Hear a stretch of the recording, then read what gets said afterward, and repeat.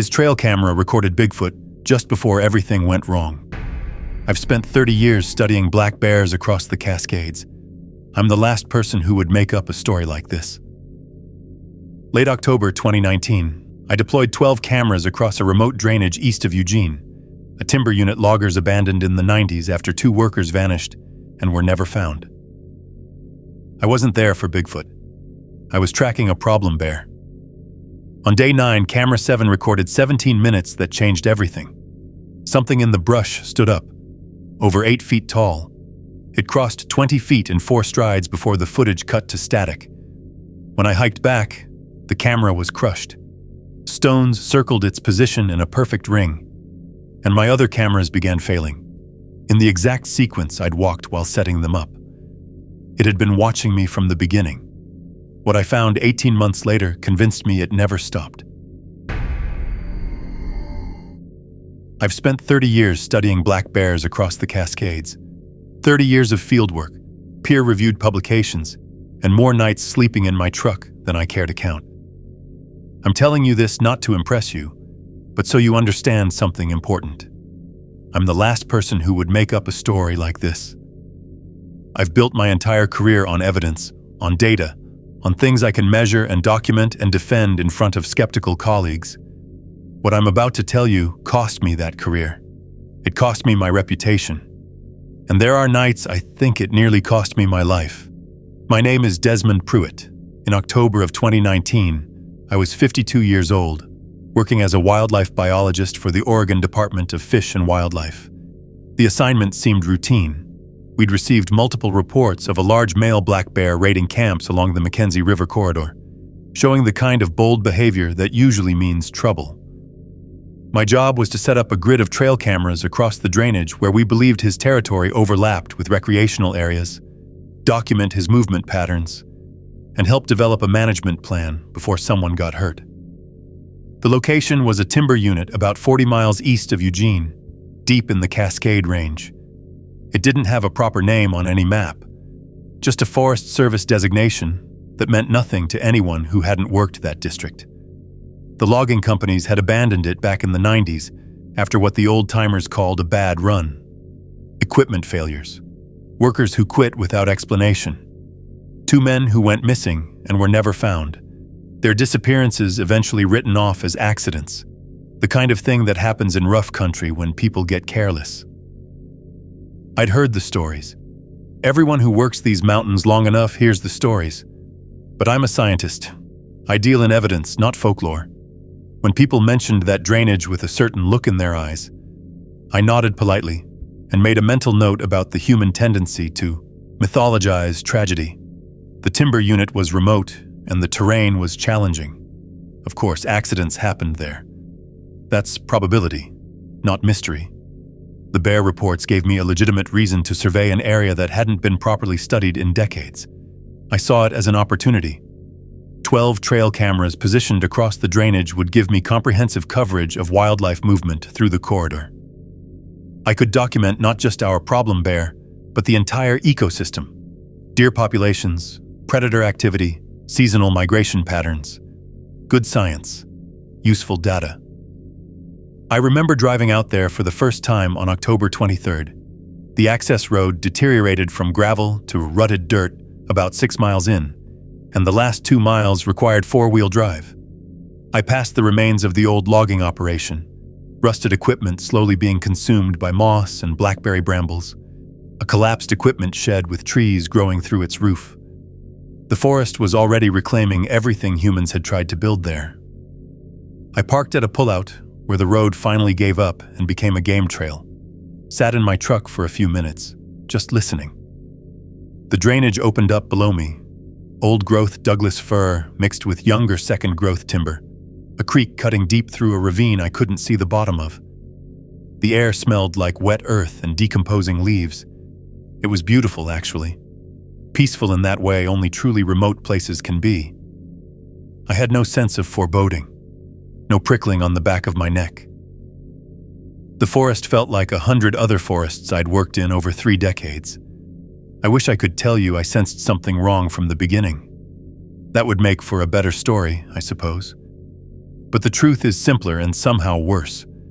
I walked into that drainage feeling nothing but professional satisfaction about the work ahead of me. I didn't know that something in there had already noticed me. Deploying 12 trail cameras across unfamiliar terrain takes time. I spent 3 full days on the initial setup, working systematically from the access road deeper into the drainage. The reconics units I use are reliable.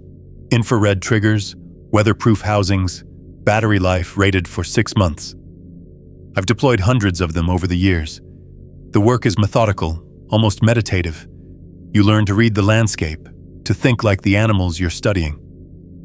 The terrain in that drainage was challenging, but not unusual for the Cascades. Old-growth stands gave way to denser second growth where the loggers had clear-cut decades ago. Sword fern and salal choked the understory in places, making off-trail movement slow. The creek carved the main channel, dropping through a series of small falls as the ravine deepened.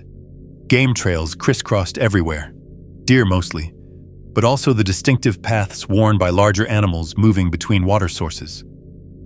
I developed a routine those first days. Up before dawn, hiking, with my GPS and topographic maps, selecting camera positions based on wildlife sign and natural funnels in the terrain. I'd mount each camera to a tree at about chest height, adjustable straps holding them secure. Then came the calibration work that separates good data from useless data, measuring distances to reference trees, noting exact GPS coordinates, photographing the field of view so I could later calculate the size of anything captured on camera. Camera 7 got special attention. I positioned it near a creek crossing where at least 4 game trails converged, exactly the kind of natural choke point where a territorial bear would pass regularly. The location was about 2 hours from my truck, deep enough in the drainage that most hikers would never reach it. The creek burbled over smooth stones there, and a massive cedar had fallen across the water at some point in the past century, creating a natural bridge that animals clearly used. Perfect spot. I remember standing there after mounting the camera, just watching the light filter through the canopy. A Steller's jay called somewhere nearby. The creek made its constant small music. I felt the particular satisfaction of a job done right. The camera angle was perfect, the calibration measurements precise, the location practically guaranteed to produce good footage. That night, like the 2 nights before, I slept in my truck at the pullout. The Cascades get cold in late October, but I had my sleeping bag rated for 20 below and a small propane heater I ran for an hour before shutting it off. I lay there in the dark, listening to the forest settle into its nighttime rhythms. Owls called in the distance. Something small rustled through the brush near my rear bumper, probably a deer mouse or a brush rabbit. Nothing unusual, nothing that would have given any reasonable person pause. By the end of day 3, all 12 cameras were operational. I drove home feeling accomplished, already planning my first retrieval run in a week. The problem bear was out there somewhere, and soon I'd have the data to track his movements. That was the job. That was all I was thinking about. I want to be clear about this because it matters. Those first 3 days in the drainage, I saw nothing strange. I heard nothing strange. The forest behaved exactly as forests do. Whatever was watching me, and I believe now that something was watching from the very beginning, it gave no sign of its presence. It was gathering information, learning my patterns, studying me the same way I thought I was studying it. I just didn't know it yet. A week passed before I returned for my first retrieval run. 7 days of normal life, reviewing old data at my desk, attending a departmental meeting about budget allocations, eating dinners alone in the house that still felt too quiet 4 years after my wife passed. The drainage existed in my mind only as a professional obligation, a set of GPS coordinates waiting to yield useful information about bear movements. I drove out on October 30th, arriving at the pullout just after sunrise. The morning was cold and clear, frost silvering the grass at the road's edge. I planned to retrieve the SD cards from the 6 cameras closest to the access point, saving the deeper units. including camera 7 for a second trip. Efficient use of time. Standard protocol. The first 5 cameras gave me exactly what I expected. Deer moving through at dawn and dusk, their eyes glowing in the infrared like small bright coins. A family of coyotes investigating camera 2 with the casual curiosity their species is known for. Camera 3 captured a beautiful sequence around 3 in the morning. A mountain lion passing through the frame with that fluid, unhurried stride that makes them look like they're made of liquid muscle. I remember feeling a small thrill at that footage. Mountain lion documentation is always valuable. I pulled the card from camera 4 and noted in my field book that it had triggered heavily, over 200 activations in a single week. That usually means the camera is positioned near an active trail crossing, which is exactly what you want. I slipped the card into my pocket without reviewing it, eager to check the last accessible camera before the light started to fade. That night, back home with a cup of coffee going cold beside my laptop, I began the methodical work of cataloging footage. Each video clip gets a timestamp, a species identification, and notes about behavior. It's tedious work, but I've always found it satisfying. The slow accumulation of evidence building toward understanding. Camera 4's footage confused me at first. The heavy trigger activity hadn't produced what I expected. Instead of clear animal crossings, I found myself scrolling through a 20-minute sequence of dark frames. The infrared had activated repeatedly, recording nothing but blackness, as if something large enough to trigger the motion sensor had positioned itself directly in front of the lens without ever entering the field of view. I checked the timestamps. The triggers occurred between 2 and 2:30 in the morning, each activation lasting only a few seconds before the camera reset. Something had stood in front of that camera for 20 minutes, close enough to block the lens completely, moving just enough to trigger a new recording every 30 seconds or so. My first thought was equipment malfunction. It happens. Maybe condensation on the lens, or a spider building a web that caught the infrared beam. I made a note to check the housing on my next visit and moved on to the remaining footage. The coffee had gone completely cold by the time I finished, and I'd found nothing else unusual. I want to emphasize something here. At this point, I wasn't concerned.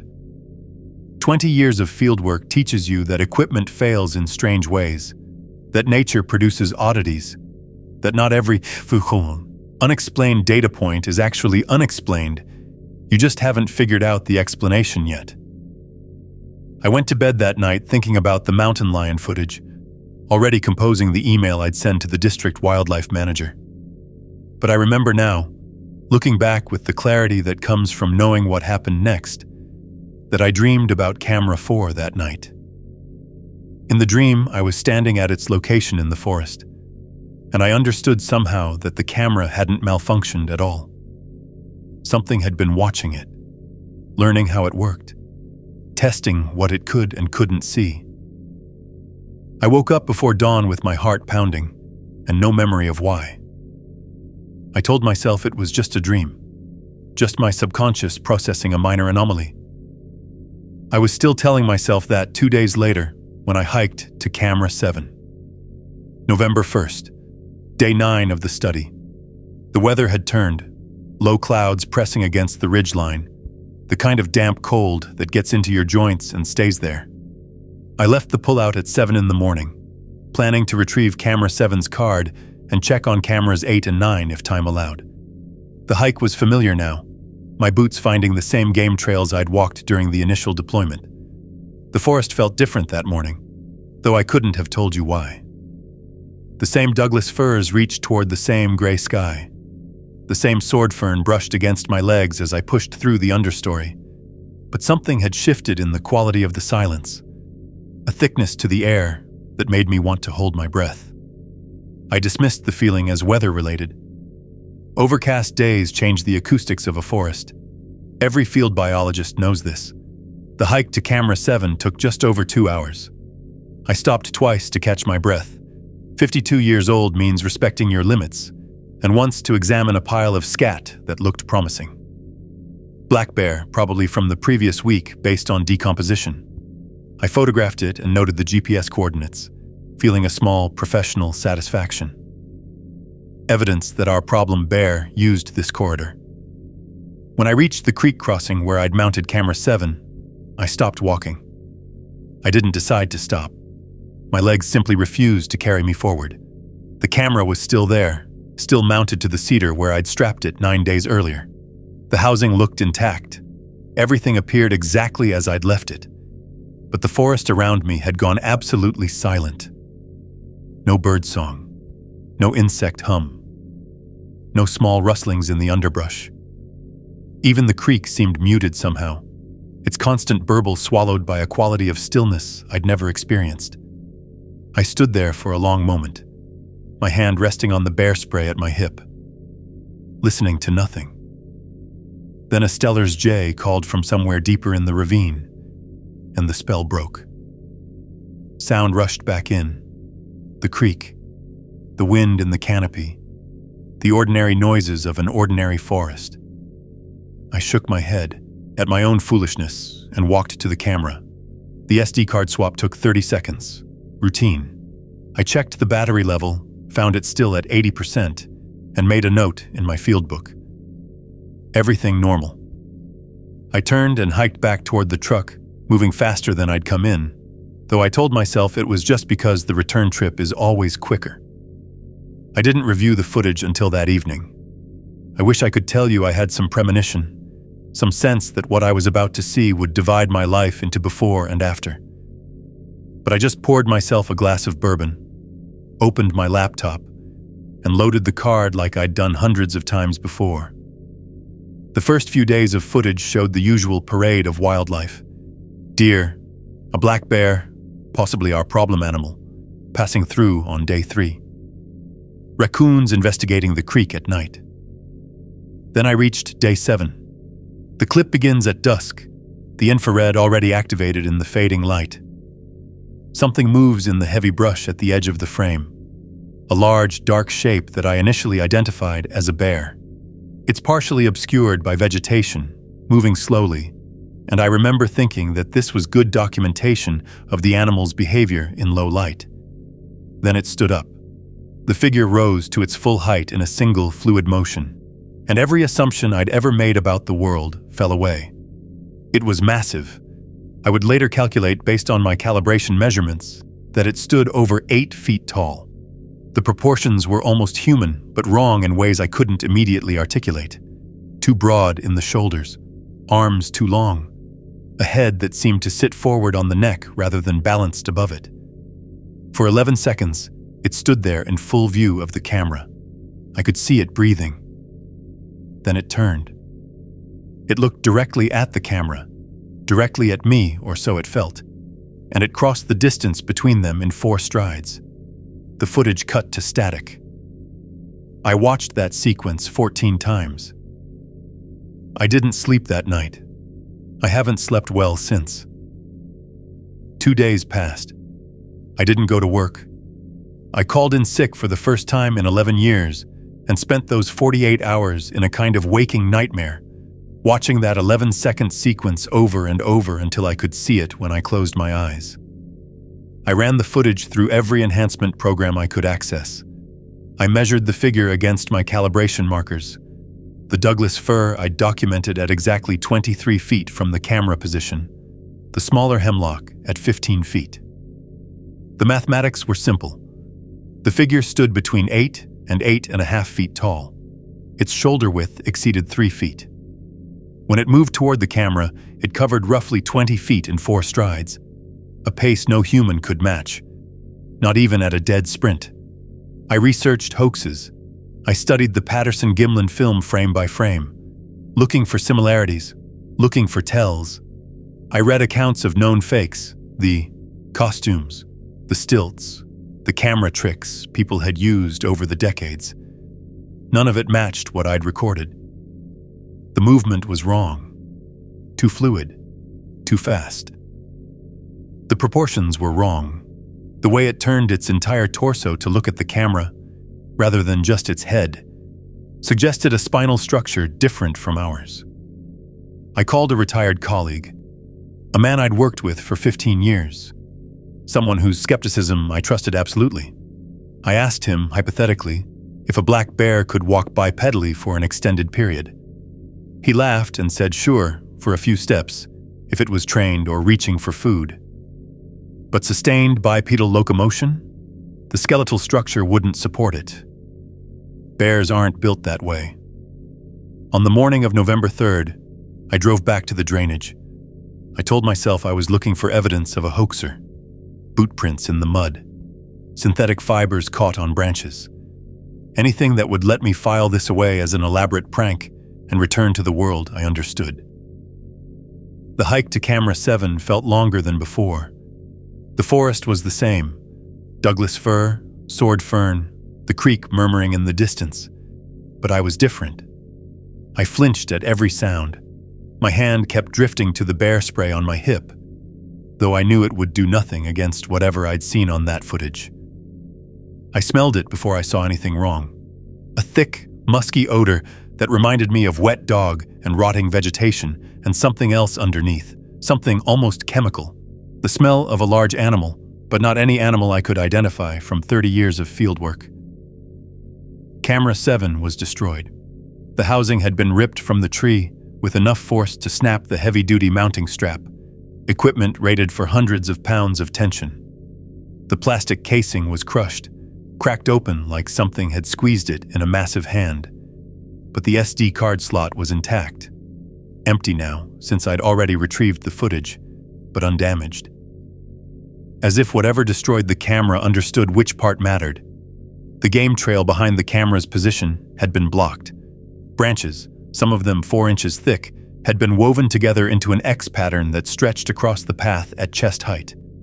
This wasn't deadfall. The branches had been stripped of smaller twigs, bent at angles that required significant force, interlocked with a precision that spoke of deliberate construction. And surrounding the spot where Camera 7 had hung, I found a circle of stones, 11 of them, each about the size of my fist, each placed flat side up in the soft earth. The spacing was even. The arrangement was geometric. I photographed everything. My hands were shaking so badly that half the shots came out blurred, but I documented what I could. The destroyed camera, the branch barrier, the stone circle. I did not stay until dark. I practically ran the 2 hours back to my truck, and I didn't look behind me once. Something had been watching my cameras.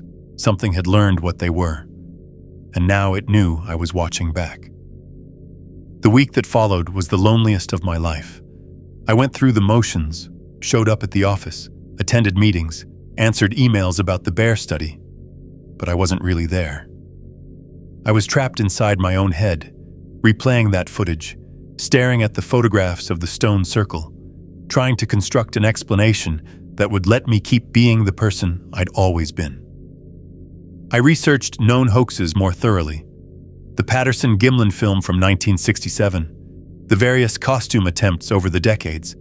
I learned about suit construction, about the limitations of prosthetics, about how difficult it is to fake convincing bipedal movement. Nothing I found matched what my camera had recorded. The speed was wrong. The proportions were wrong. The way the figure moved through dense brush without breaking stride, a person in a suit would have stumbled, caught on branches, shown some sign of human limitation. I called a friend who worked in video production for a Portland news station. We'd known each other for 20 years. I trusted him to be honest. I drove to his house on a Thursday evening and showed him the footage without explanation. He watched it 3 times. He didn't speak for nearly 5 minutes afterward. When he finally looked at me, his face had gone pale. "I don't know what that is," he said, "but it's not CGI. The infrared artifacts are consistent throughout. You can't fake that without professional equipment and serious expertise. And the movement." He shook his head. "That's not a suit, Desmond. I've worked with costume designers, stunt performers. Nobody moves like that." "So what is it?" He didn't answer. He just handed back the laptop and asked me not to tell anyone he'd seen it. I contacted my retired colleague again. the skeptic I'd called earlier about bear locomotion. This time I sent him the footage. He called me back within an hour, his voice different than I'd ever heard it. Quieter. He said the figure's gait suggested a skeletal structure adapted for bipedal movement, not a quadruped temporarily upright. Then he said he had to go. He stopped returning my emails after that, stopped answering my calls. The isolation was the worst part. I'd walk through the grocery store, surrounded by people living their normal lives, and I'd want to scream at them. There's something in those mountains, something we don't understand, something that's been there all along. But I knew how that would sound. I knew what it would cost me. I still had professional obligations, state equipment deployed in the field, a bear study that needed completing. I told myself I would return for the remaining cameras, document what I could, and close out the project properly. But every morning I'd find a reason to delay. Bad weather, other priorities, administrative tasks that couldn't wait. The truth was simpler. I was afraid. Afraid of what I might find. Afraid of what might find me. And somewhere in the back of my mind, a question I couldn't shake. If it watched me set up those cameras, if it knew my route, if it understood enough to destroy camera 7 and arrange those stones in a perfect circle, what else did it know? What else was it planning? I finally forced myself to return on November 10th. 9 days since I'd found camera 7 destroyed. 9 days of telling myself I needed to finish the survey, retrieve my equipment, fulfill my professional obligations. 9 days of finding reasons not to. The morning was cold and gray, the kind of Pacific Northwest autumn day that feels like the sky is pressing down on you. I drove to the pullout and sat in my truck for 20 minutes before I could make myself open the door. The forest looked the same as it always had, Douglas fir and western hemlock, sword fern browning at the edges, the creek drainage opening below me like a wound in the earth. But I knew something had changed. I just didn't know how much. I started with camera 6, positioned about a quarter mile from where camera 7 had been mounted. The hike should have taken 15 minutes. It took me 40 because I kept stopping to listen, to scan the trees, to convince myself I wasn't being watched. Camera 6 was gone. Not destroyed. Gone. The mounting strap had been cut clean, not torn or broken, but sliced through with something sharp. The tree where I'd secured it still bore the impression of the strap in its bark, but the camera itself had vanished completely. No debris, no scattered pieces. Someone, or something, had removed it deliberately and taken it away. I checked camera 8 next. It was still mounted, the housing intact, but when I swapped the SD card and checked the battery indicator, I found it completely drained. These units are rated for 6 months of continuous operation. Camera 8 had been active for less than 3 weeks. Camera 5 was the worst. The unit was still there, still functioning, but the SD card told a story that made my stomach turn. Over 400 triggers in a single night, November 7th, starting just after midnight and continuing until dawn. I reviewed the footage on my laptop that evening, scrolling through frame after frame of darkness. Just blackness. But at the edge of several frames, barely visible in the infrared, I could see what looked like fingers. Massive fingers, easily twice the width of a human hand, positioned directly over the lens. Something had stood in front of that camera for hours, blocking its view, triggering it repeatedly, testing it, learning how it worked. I mapped the pattern that night, spreading my topographic charts across my kitchen table. Camera 7 was the epicenter. Camera 6, Camera 8, Camera 5. They radiated outward from that position in the exact sequence I'd walked when I deployed them. Whatever was doing this, it was following my trail, retracing my steps, dismantling my grid in the same order I'd built it. The realization hit me like a physical blow. It had been watching me from the beginning. Those first 3 days when I'd hiked through the drainage setting up cameras, sleeping in my truck at the pullout, feeling nothing but professional satisfaction. I hadn't been alone. Something had observed my every movement, noted my patterns, memorized my route, and now it was erasing my presence from its territory, one camera at a time. I still had 3 cameras in the field. Cameras 9, 10, and 11 were positioned deeper in the drainage, past the creek crossing, where camera 7 had recorded its impossible footage. I knew I needed to retrieve them. State equipment, my responsibility. But every time I thought about hiking back into that ravine, my body refused to cooperate. My hands would shake. My heart would race. Something primitive in my brain, older than language, older than reason, was screaming at me to stay away. I kept the footage from camera 5, the 400 dark frames, the fingers at the edge of the lens. I don't know why. Maybe I thought I'd need proof someday. Maybe I just couldn't accept that what I was seeing was real unless I could look at it again and again. I still have that SD card. I still can't bring myself to watch it. November 12th, a Wednesday. I remember the day because it was the day I stopped being able to pretend this wasn't happening to me specifically. I decided to retrieve the remaining cameras. I told myself I would go in daylight, move quickly, and be out before dusk. No lingering, no investigation, just grab the equipment and leave.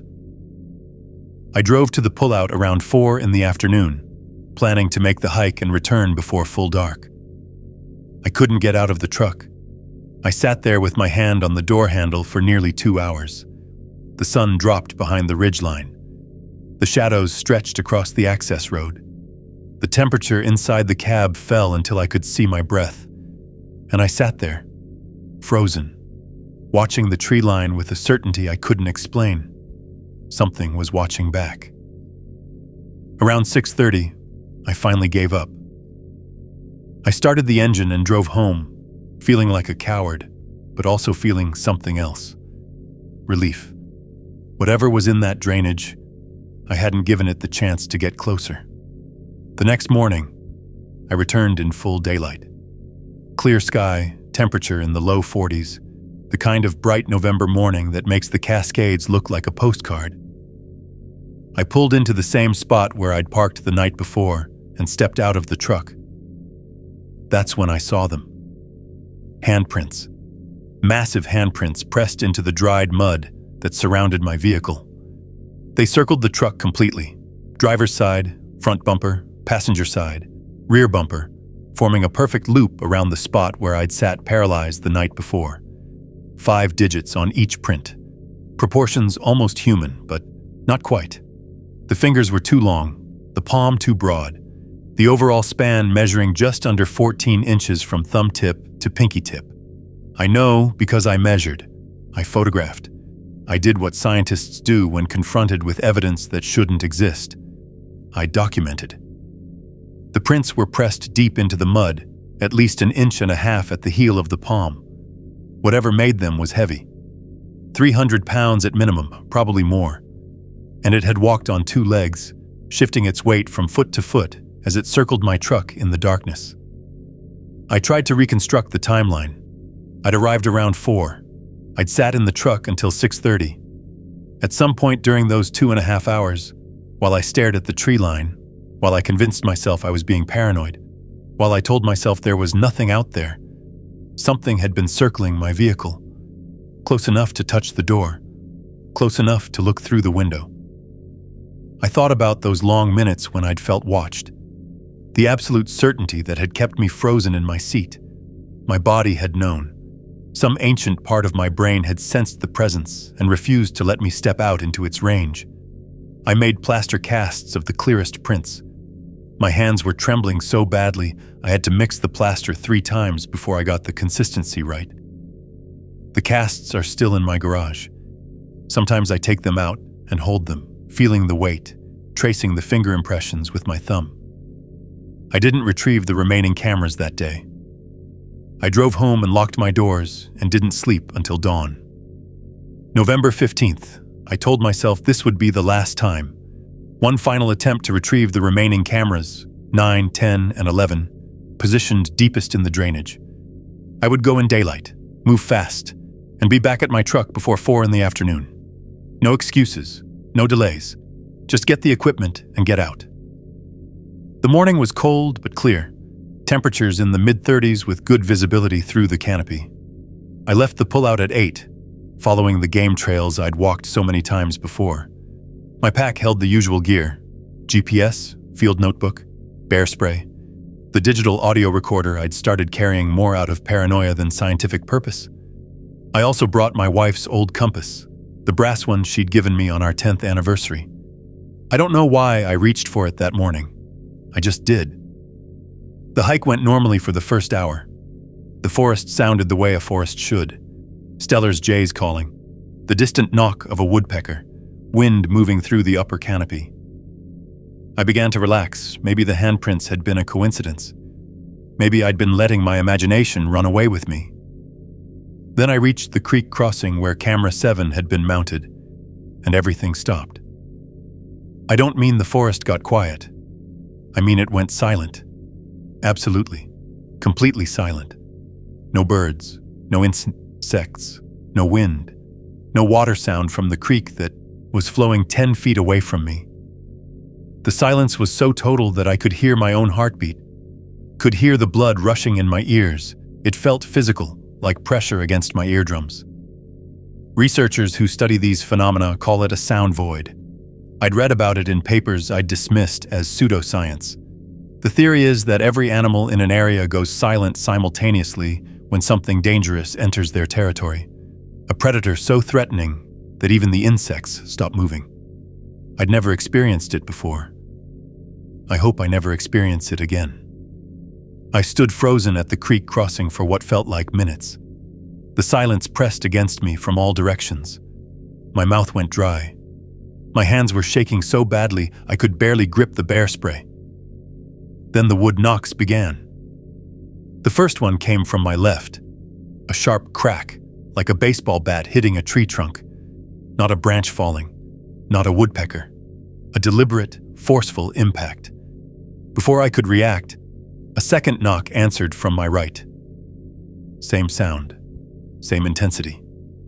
Maybe 200 yards away. Then a third, from somewhere behind me, closer than the others. I understood immediately what was happening. I was being triangulated. 3 points surrounding my position, communicating with each other, coordinating. This wasn't random wildlife behavior. This was intelligence. I didn't run. Some part of my brain knew that running would make things worse, would trigger a pursuit response, would mark me as prey. Instead, I turned and walked back toward the access road. Not slowly, but not panicking either. Steady, controlled. The way you move when you know something is watching. The knocks followed me. Every few minutes, another crack from my left, an answering crack from my right. Sometimes one from behind, always a little closer than before. They were pacing me, matching my speed, keeping me in the center of their formation. I walked for nearly a mile like that, my heart hammering, sweat soaking through my shirt despite the cold. The knocks continued until I reached the edge of the clear cut where the logging road began. The moment I stepped out of the old growth and into the open space, they stopped. Just stopped, like a switch had been flipped. I looked back at the tree line. The forest was dark under the canopy, impenetrable beyond the first few rows of trunks. Nothing moved. Nothing made a sound.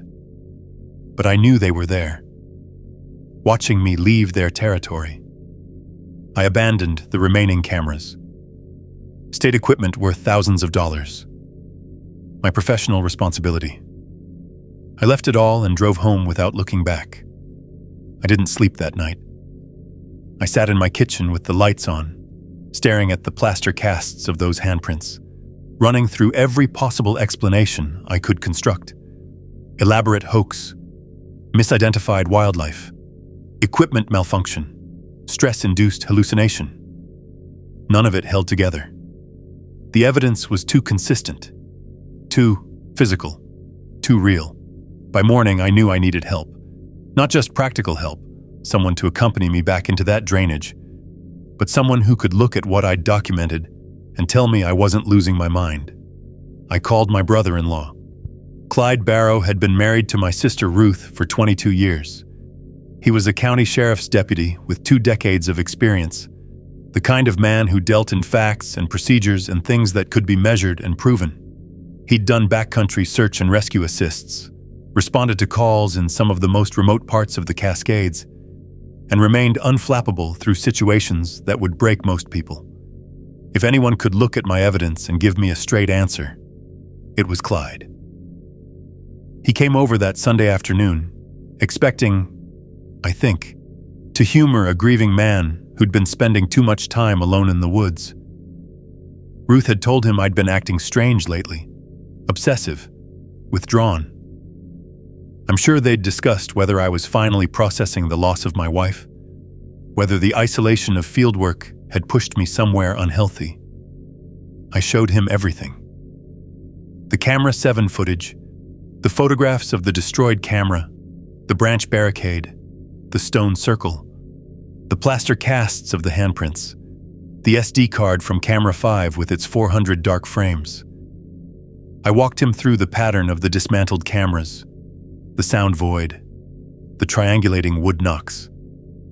Clyde watched the camera 7 footage 3 times without saying a word. His face didn't change expression. His body didn't move. When it ended the 3rd time, he just sat there, staring at my laptop screen like he was waiting for something else to appear. When he finally spoke, his voice was different, quieter. The casual skepticism had drained out of it. "Deputies don't go into that drainage alone," he said. "There's an understanding. Been that way longer than I've been on the force." I asked him what he meant. He told me about the calls that came from that area over the years. Hikers who came out confused, disoriented, missing time they couldn't account for. Hunters who refused to go back, who wouldn't explain why. The logging company incidents in the 90s, the equipment failures, the workers who quit without notice, the 2 men who went in one morning and never came out. "Everyone figured it was accidents," Clyde said. "Rough terrain. Easy to get hurt out there." He paused. "But nobody ever found the bodies." I asked him if he believed what was on the footage. He didn't answer directly. Instead, he told me he'd go back with me, help retrieve the remaining cameras, document whatever we found. "But we go armed," he said. "My service weapon and my rifle. And we're out before dark. No exceptions." He didn't explain why he was willing to help. He didn't need to. The look on his face told me everything. 20 years of avoiding that drainage, of looking the other way, of pretending the awesome stories were just stories. And now he was looking at evidence that demanded an answer. We planned the trip for the following Saturday, November 21st, Saturday morning. The weather had turned, overcast skies pressing low against the ridgeline, temperature hovering just above freezing, the kind of damp cold that promised snow within the week. Winter was closing in on the Cascades, and we both knew this might be our last chance to access the drainage before the logging roads became impassable. Clyde picked me up at 6 in the morning. He was driving his personal truck, not the department vehicle, and I understood why without asking. Whatever we found out there, he didn't want it on any official record. His service weapon was holstered at his hip. His bolt-action .30-06 lay across the back seat, the same rifle he'd carried for 15 years of deer seasons. We didn't talk much on the drive out. The access road was rougher than I remembered, rutted from recent rain, the last few miles requiring 4-wheel drive through mud that sucked at the tires. When we reached the pullout, Clyde sat for a moment, scanning the tree line the way I'd seen him scan crime scenes, methodical, professional, looking for anything out of place. "How far to the first camera?" he asked. "About 45 minutes. The other 2 are deeper, maybe 2 hours total if we move fast." He checked his watch. 8:15. "We turn around by 2, no exceptions." I agreed. We shouldered our packs and entered the drainage. The first hour went smoothly, though the forest felt different than it had during my previous visits. Quieter, more watchful. Trails I'd walked easily a month ago now seemed partially blocked by fresh deadfall. Branches and small logs positioned across the path in ways that felt deliberate rather than natural. Clyde noticed it too. He stopped at one barricade and examined the broken ends of the branches, running his thumb across the splintered wood. "These weren't cut," he said. "They were snapped, recently." We climbed over and kept moving. Camera 9's position was marked on my GPS, a spot near a rocky outcrop where I'd documented heavy game traffic during the initial survey. We found the camera around noon, or what was left of it. The housing had been shattered against a Douglas fir about 20 feet from where I'd mounted it. Pieces of plastic and circuit board littered the ground. The SD card was gone. Clyde stopped making the dry jokes he'd been using to cut the tension. He photographed the destruction with his phone, his movements careful and quiet. Camera 10 was in similar condition. Destroyed, scattered, the SD card removed. The mounting strap had been torn from the tree with enough force to strip bark from the trunk. Whatever did this wasn't just removing my equipment. It was making a point.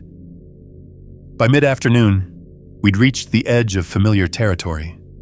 Camera 11 was positioned deepest in the drainage, past the creek crossing, where Camera 7 had recorded its footage, down into a section of ravine I'd only explored once during the initial deployment. The terrain dropped steeply here, the walls of the drainage pressing close, old-growth Douglas fir giving way to moss-covered boulders and dense undergrowth. Clyde checked his watch. 1:45. "We should turn back," he said. "We've got what we came for." I knew he was right. The light was already starting to flatten, the overcast sky stealing the afternoon faster than it should. But Camera 11 was less than half a mile ahead, and I needed to know what had happened to it. I needed to see. 30 minutes, I said. We grab the camera and go. Clyde didn't argue, but something changed in his posture. A subtle tension I'd learned to recognize as the body language of a man who knows he's making a mistake but can't articulate why. We descended deeper into the ravine. That's when we found the structure. I've seen a lot of strange things in 30 years of fieldwork.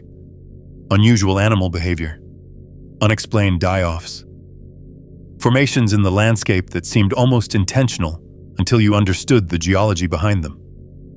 I've learned to be skeptical of first impressions, to look for natural explanations before jumping to conclusions. There was no natural explanation for what we found in that ravine. The structure stood in a natural alcove where the drainage wall curved inward, creating a sheltered space protected from wind and rain. It was roughly conical, built from interwoven branches and saplings, rising nearly 12 feet at its peak. The craftsmanship was unmistakable. This wasn't deadfall. This wasn't beaver work. This was construction. Branches had been stripped of their bark, the pale wood exposed in clean lines. They'd been bent at angles that would have required significant force. Greenwood curved into shapes it shouldn't hold, woven together with smaller saplings and secured with what looked like strips of inner bark. The entrance faced away from the prevailing wind, positioned to catch morning sunlight. Whoever built this understood shelter, understood planning. Clyde stood motionless, his hand resting on the grip of his service weapon. I could see him processing what he was seeing, trying to fit it into categories that made sense. Hunting blind, survival shelter, something a person might build. But the scale was wrong. The entrance was nearly 7 feet tall, the interior spacious enough for something much larger than a human to move comfortably. I approached the entrance and looked inside. The floor was a depression in the earth, worn smooth by repeated use, a sleeping hollow, like the beds deer make in tall grass, but sized for something massive.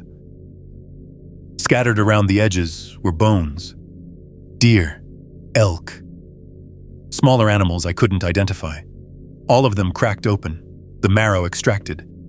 Clyde photographed everything with shaking hands. I heard him, muttering under his breath. Not words exactly, just sounds. The verbal equivalent of a man trying to hold himself together.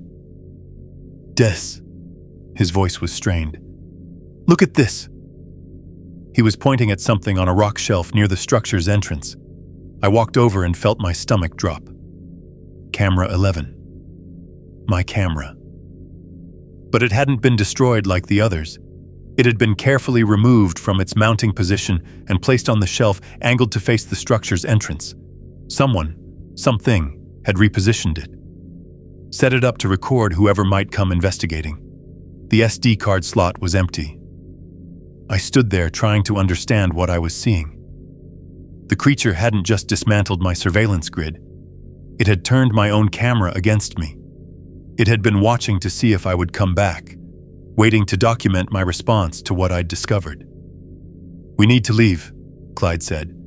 His voice had changed, flatter now, the professional calm of a man forcing himself to function through fear.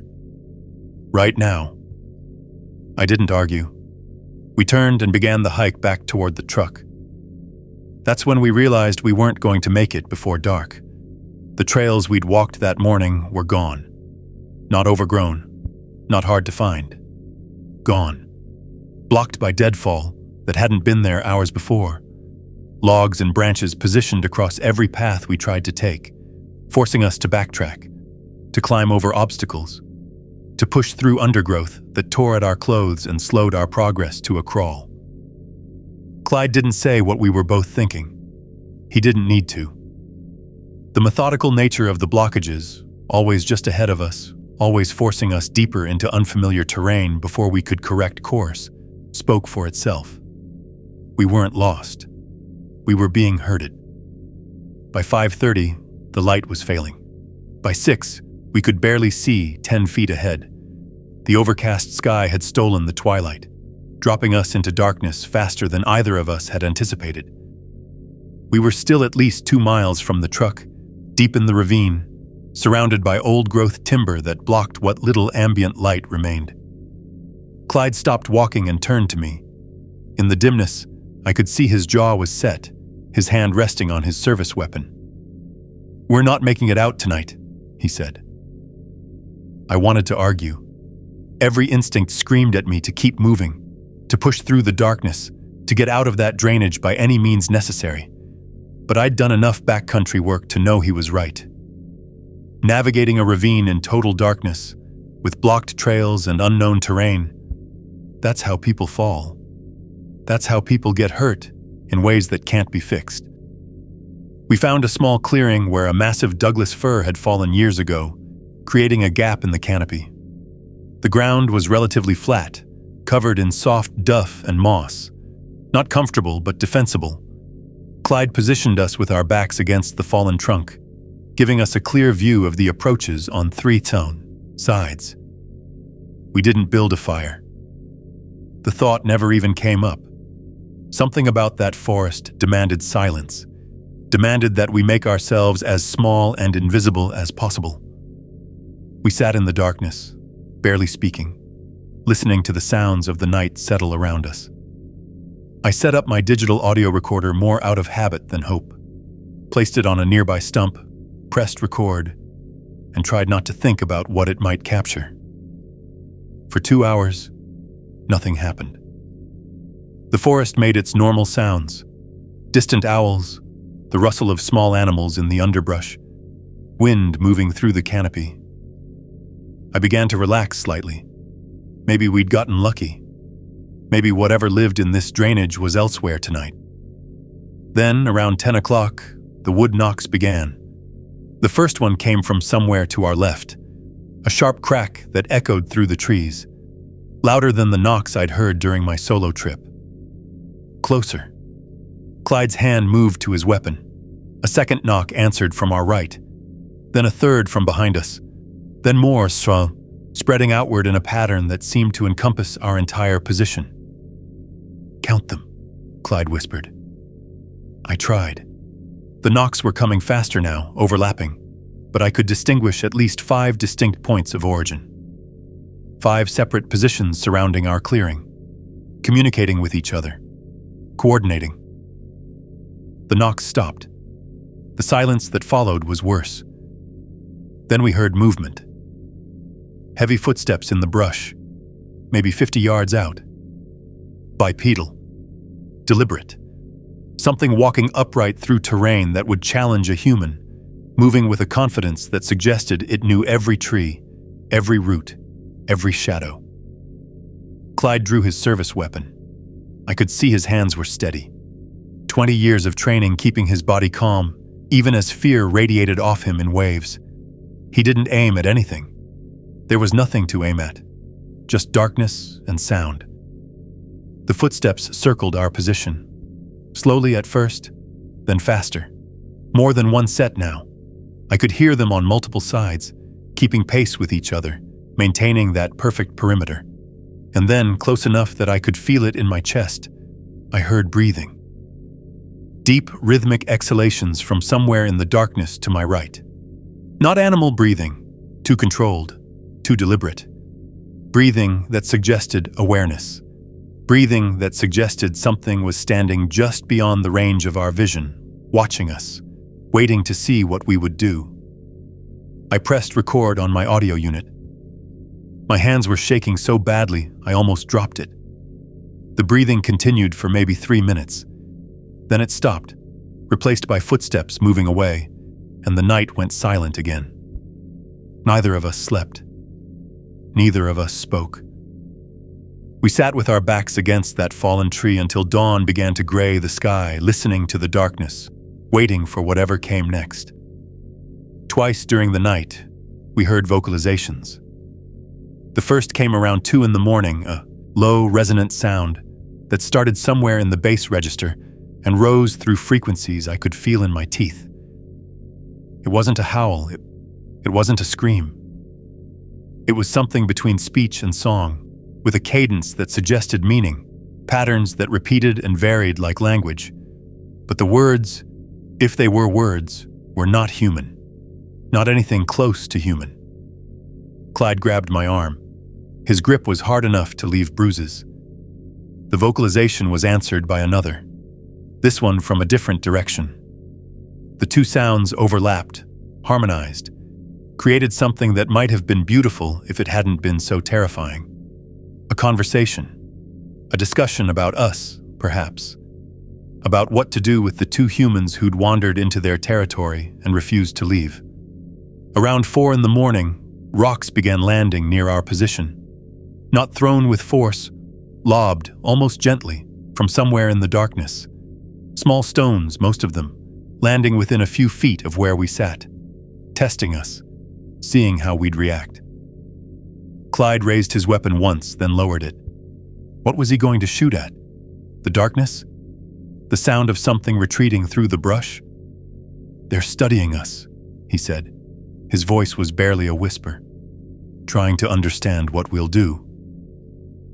I didn't ask how he knew. I didn't need to. 20 years of law enforcement had taught him to recognize when a situation was being managed, when someone, or something, was in control. We weren't predators here. We weren't even prey. We were subjects in an experiment we didn't understand. When dawn finally came, gray and cold and beautiful in ways I can't describe, we saw what they'd left behind. Tracks. Massive tracks pressed into the soft earth, forming a perfect circle around our position. The perimeter they'd maintained all night was marked in the mud. Footprints that suggested bipedal locomotion, 5 distinct toe impressions on each foot, sizes that varied from roughly 16 inches to something closer to 20. Multiple individuals, a group, a family, perhaps. Clyde photographed the tracks with trembling hands. I measured the largest print against my field notebook, 19.5 inches from heel to toe. We hiked out in 30 minutes. The trails that had been blocked the night before were clear now. The deadfall moved aside or vanished entirely. Whatever had kept us in the drainage had decided to let us leave. I don't know why. I don't know what changed. Maybe they'd learned what they needed to learn. Maybe they'd simply lost interest. Neither of us spoke until we reached the truck. Clyde walked straight to his vehicle, opened the door, and sat in the driver's seat for a long moment, staring at nothing. Then he reached up and removed the batteries from his body camera. "I'm not filing a report," he said. His voice was flat, drained of emotion, the voice of a man who'd spent a career believing in a world that no longer existed. "And I need you to promise me something. My name never appears in any public account. Not ever. Ruth and the girls, they can never know about this." I promised. What else could I do? 3 months later, Clyde transferred to a desk position at the county records office. He told Ruth it was because of his knees that the backcountry work had finally caught up with him. She believed it. Why wouldn't she? He never returned to patrol. He never spoke of that night again. Not even to me. Not even when I called him after what happened next. The man who'd spent 20 years facing down the worst humanity had to offer, couldn't face what we'd encountered in that drainage. I understood. Some doors, once opened, can never be closed, and some knowledge changes you in ways that make normal life impossible. I submitted the footage to my department on December 2nd, 2019. I don't know what I expected. Curiosity, maybe? Or at least the kind of professional skepticism that invites further investigation. What I got instead was laughter. Not at first. At first there was silence as my supervisor watched the camera 7 footage on my laptop, his face unreadable. Then he watched it again. Then he called in 2 other senior biologists, and they watched it together, murmuring to each other in tones I couldn't hear. I sat in the corner of the conference room, waiting for questions that never came. What came instead was a formal reprimand, misuse of state resources, conduct unbecoming a department representative. The phrase "elaborate hoax" appeared in the written documentation, though no one could explain who had supposedly perpetrated it or why. My 3 decades of service, my peer-reviewed publications, my reputation for methodical accuracy, none of it mattered. I had crossed a line that couldn't be uncrossed. The retirement offer came 2 months later. Generous terms, full pension, a quiet exit that would spare everyone further embarrassment. I was 54 years old. I had planned to work until 60. But the looks in the hallways, the whispered conversations that stopped when I entered a room, the slow erasure of everything I'd built, I couldn't take it anymore. I signed the papers and cleaned out my desk and drove home to a house that felt emptier than ever. The footage leaked eventually. Someone in the department shared it with someone who shared it with someone else, and within a year it was circulating on the forums where people discuss such things. A university video analyst examined it and declared it inconclusive but not demonstrably faked. A skeptic blogger with a large following published a detailed takedown, claiming to have identified obvious suit seams and amateur CGI artifacts. I've watched that blogger's video dozens of times. The suit seams he points to don't exist in my original file. I don't know if the footage was altered in circulation or if he simply invented evidence to support a conclusion he'd already reached. It doesn't matter. The damage was done. My name became a punchline in certain corners of the internet. Desmond Pruitt, the wildlife biologist who lost his mind and his career chasing Bigfoot. I live quietly now. I consult occasionally on legitimate wildlife projects for researchers who either don't know my history or don't care. I tend my garden. I take walks in the hills near my home, though never too far into the timber, never too far from the road. The forest feels different to me now. It always will. I never spoke publicly about what happened. Not until now. Not until I decided that someone needed to know the truth, even if they don't believe it. But there's one more thing I need to tell you. One final piece of evidence that convinced me this will never be over. 18 months after that night in the drainage, June of 2021, I drove back to the pullout where this all began. I don't know why. Some part of me needed to know if it was finished, if whatever had been watching me had finally moved on, if I could close this chapter and rebuild some version of a normal life. The access road was overgrown, barely passable even with 4-wheel drive. The pullout was choked with weeds and fallen branches. No one had been there in a long time.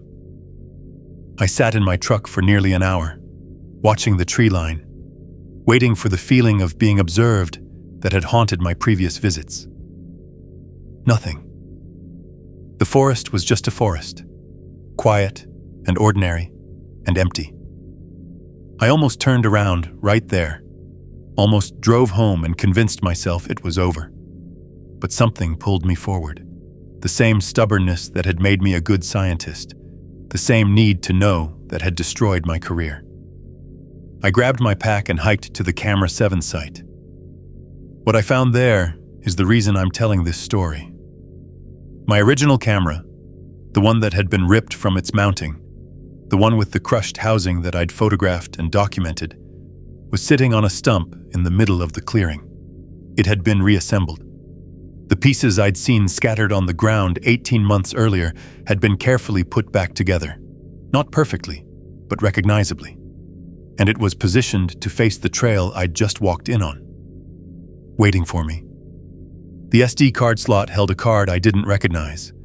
I took it home. I loaded it into my laptop. There was a single image on the card, time-stamped 3 days before my visit. The frame was mostly darkness, infrared activation in low light conditions. But at the edge of the image, just within the sensor's range, I could see a shape. Massive shoulders, a head that sat forward on the neck, eyes that caught the infrared and reflected it back like dim red stars. It had known I would come back. It had been waiting. I destroyed the card, smashed it with a hammer and burned the pieces. I haven't returned to that drainage since. I never will. But I need you to understand something. Whatever lives in those mountains, whatever watched me set up my cameras, dismantled my grid, surrounded my camp, let me leave when it could have done otherwise, it's still there. It's been there longer than the loggers, longer than the Forest Service, longer than anyone can remember. And it doesn't forget. There are places we're not meant to go, territories that belong to something older than our maps, older than our science, older than our understanding. I crossed into one of those places, and I've spent every day since trying to convince myself that the boundary still holds, that it will stay in its world and let me stay in mine. But some nights, when the wind moves through the trees behind my house in a certain way, I hear something that sounds almost like knocking. And I wonder if the boundary means anything at all. I wonder if, once you've been noticed, you're ever really free. You can believe this story or not. That's your choice. But if you ever find yourself in the Cascades, east of Eugene, in a drainage with no name on any map, turn around. Don't set up cameras. Don't look for evidence. Don't try to understand. Just leave. While you still can.